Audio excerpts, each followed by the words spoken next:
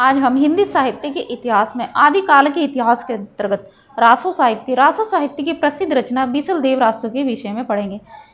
इससे पूर्व हमने काफ़ी कुछ बीसलदेव रासो के विषय में पढ़ लिया था, लेकिन कुछ और महत्वपूर्ण तथ्य आज बीसलदेव रासो के विषय में जान लेते हैं। ठीक है, बीसलदेव रासो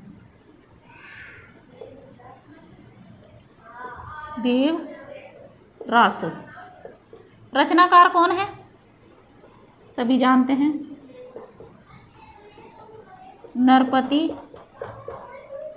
नालय, ये रचनाकार है। ठीक है, आज हम बीसलदेव रासो का काव्य विभाजन देखते हैं। काव्य विभाजन, ठीक है, किसका, बीसलदेव रासो का। तो प्रथम खंड है जो इसका, ये पहले देखते हैं कितने खंड है, 4 खंड, 4 खंडों में विभक्त है। ठीक है, काव्य विभाजन है, 4 खंडों में इसको विभक्त किया गया है। तो प्रथम खंड देखते हैं हम। प्रथम खंड है हमारा अजमेर राजा, अजमेर राजा विग्रहराज चतुर्थ, जिन्हें बीसलदेव तृतीय के नाम से भी जाना जाता है। बीसलदेव तृतीय एवं मालवा के भोज परमार की, मालवा के भोज परमार की पुत्री राजमती, मालवा के राजा भोज, मालवा के भोज परमार की पुत्री राजमती, किसका, मालवा के भोज परमार की पुत्री राजमती के विग्रह का वर्णन है इसमें। ठीक है, राजमती, इस मतलब राजमती के विग्रह का वर्णन है प्रथम खंड में। किसमें, बीसलदेव रासो के प्रथम खंड में राजमती भोज परमार की पुत्री, मालवा के भोज परमार की पुत्री राजमती के वियोग का वर्णन है। ठीक है, देखते हैं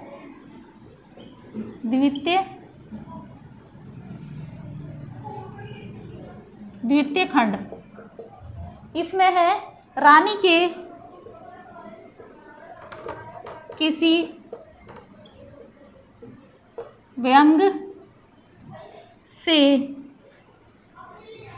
व्यंग से रुष्ट होकर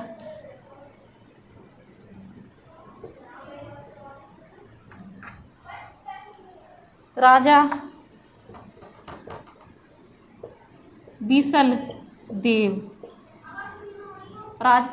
बीसलदेव का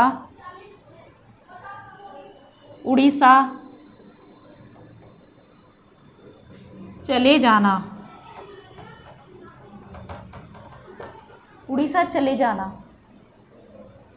एवं 1 वर्ष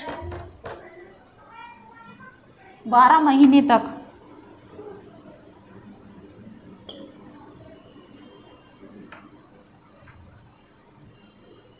वहीं रहना।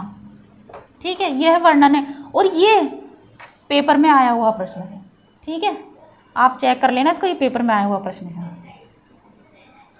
कि किस कारण से राजा बीसलदेव उड़ीसा चले जाते हैं या कहाँ चले जाते हैं, इस तरह से पूछा गया है, लेकिन आया हुआ प्रश्न है। ठीक है, रानी के किसी व्यंग से रुष्ट होकर राजा बीसलदेव का उड़ीसा चले जाना एवं 1 वर्ष 12 महीने तक वहीं रहना है द्वितीय खंड में। ठीक है, अब तृतीय खंड देखते हैं हम। खंड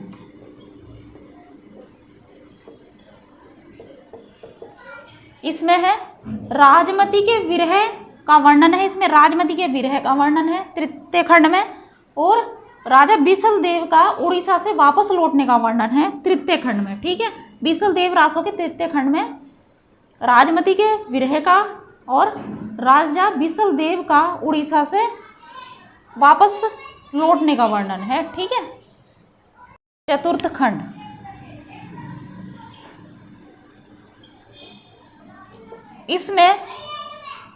इसमें है राजा भोज परमार के द्वारा अपनी पुत्री को अपने घर ले जाना। ठीक है, राजा भोज है जो परमार के, वे अपनी पुत्री राजमती को अपने घर ले जाते हैं। और फिर बिसल देव जब उड़ीसा से वापस आते हैं तो वहाँ जाकर राजमती को कहाँ वापस ले आते हैं? चित्तौड़ वापस ले आते हैं। ठीक है, चित्तौड़ वापस लेने के लिए जाते हैं। इसमें चतुर्थ खंड में यही वर्णन है। ठीक, कि भोज परमार राजा हैं जो मालवा के, वे अपनी पुत्री राजमती को क्या करते हैं? अपने घर ले जाते हैं। उसके बाद क्या होता है? राजा बिसल देव उड़ीसा से वापस आते हैं और वे राजमती को लेने के लिए उनके घर जाते हैं, मतलब राजा के घर जाते हैं और वहाँ से चित्तौड़ लाने का वर्णन है। किसमें? चतुर्थ खंड में। भी देख लेते हैं हम विशेष तथ्य में है राजा बिसल देव के वीर चरित्र का वर्णन। इनके राजकवि कौन है? राजा बिसल देव के राजकवि सोमदेव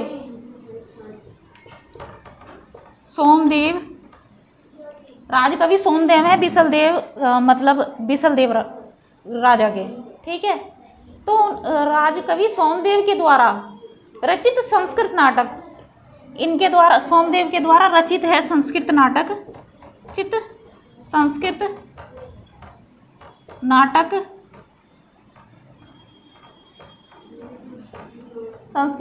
है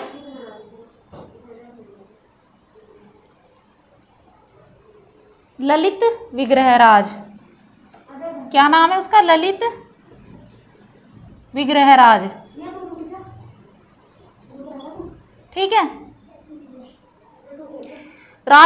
जो बिसल देव के राजकवि हैं सोमदेव, उन्होंने बिसल देव की जो वीरता है उसका वर्णन किया है अपने द्वारा रचित संस्कृत का नाटक है ललित विग्रहराज, उसमें भी किया है। ठीक है, और इसकी जो क्या है, इस नाटक का कुछ अंश बड़ी बड़ी शिलाओं पर खुदा हुआ मिलता है। इस नाटक का, ललित विग्रहराज का कुछ अंश बड़ी बड़ी शिलाओं पर खुदा हुआ मिलता है और यह राजपूताना म्यूजियम में सुरक्षित है।